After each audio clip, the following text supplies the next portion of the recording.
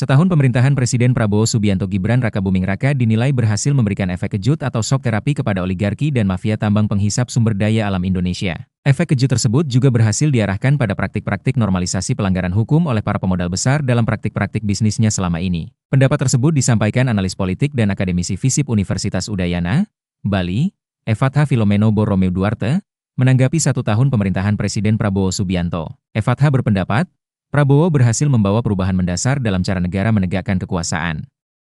Ia menyebut, Prabowo telah menciptakan grammar baru kekuasaan atau tata bahasa baru dalam hubungan negara dan para pemodal besar. Selama ini kita sibuk menghitung berapa triliun aset koruptor yang disita. Padahal, angka-angka itu hanya gejala. Bukan penyakitnya, kata Efatha dikutip Sabtu, 18 Oktober 2025.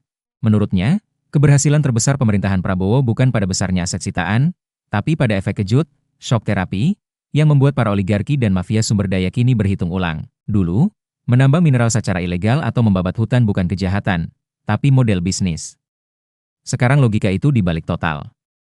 Negara mengirim pesan tegas, di mana era negosiasi sudah selesai, beber Efatha. Efatha menilai keberhasilan ini terjadi karena adanya sinergi nyata antar lembaga negara yang belum pernah seefektif ini sebelumnya. Polri, Kejaksaan, TNI, dan Kementerian Teknis kini bergerak seperti satu tubuh.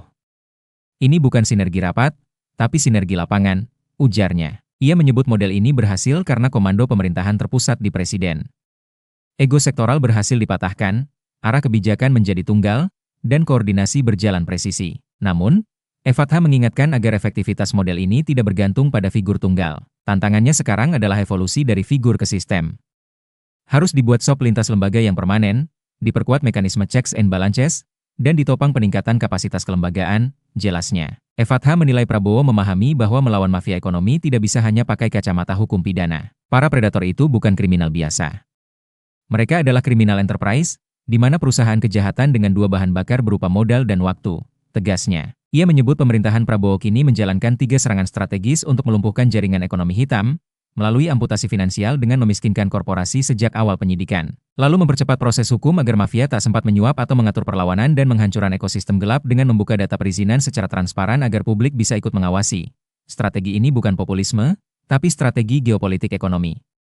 Negara merebut kembali kendali atas sumber daya nasional, tegasnya. Efatha menilai pendekatan pemerintahan Prabowo bukan lagi sekadar penegakan hukum, melainkan operasi strategis untuk memenangkan perang ekonomi nasional. Selama ini kita sibuk menangkap tikus satu persatu.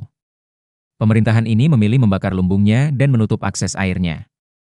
Itu strategi untuk memenangkan peperangan, bukan sekadar menghukum pelaku, ujarnya. Menurut Efatha, arah kebijakan setahun era pemerintahan Prabowo menunjukkan pergeseran paradigma besar dalam tata kelola negara, dari hukum yang reaktif ke strategi yang ofensif. Dari sekadar menghukum ke memenangkan sistem dan dari penegakan sektoral ke orkestrasi nasional, tandasnya. Tambahnya, kalau model ini bisa dilembagakan, Indonesia akan punya sistem kekuasaan yang bukan hanya menegakkan hukum saja. Download Tribun X sekarang, menghadirkan lokal menjadi Indonesia.